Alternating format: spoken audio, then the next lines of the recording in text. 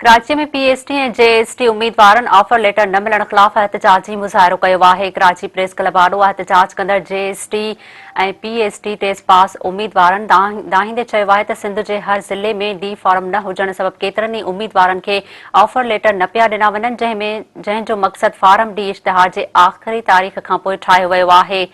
हुननि चयो त फारम डी खां सवाइ ॿिया सभई दस्तावेज़ एनआईसी, डोमिसाइल ऐं पीआरसी फारम सी मुकम्मल आहिनि। उन बावजूदि खेनि ऑफर लेटर जारी करण लाइ मुख़्तलिफ़ तारीख़ूं ॾिनियूं पयूं वञनि ऐं इंतज़ारु करण जो चयो पियो वञे।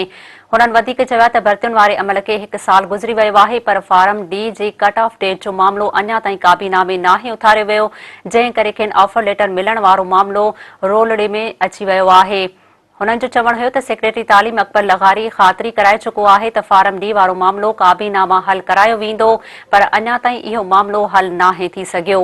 हुननि तालीम वारे सूबाई वज़ीर सैयद सरदार शाह ऐं सेक्रेटरी तालीम अकबर लग़ावरीअ खां मुतालबो कयो आहे त फारम डी वारो मामिलो फौरी तौर ते काबीना मां मंज़ूर कराए उम्मीदवारनि खे ऑफर लेटर जारी करे नौजवाननि मां बेचैनी ख़तमु कई वञे।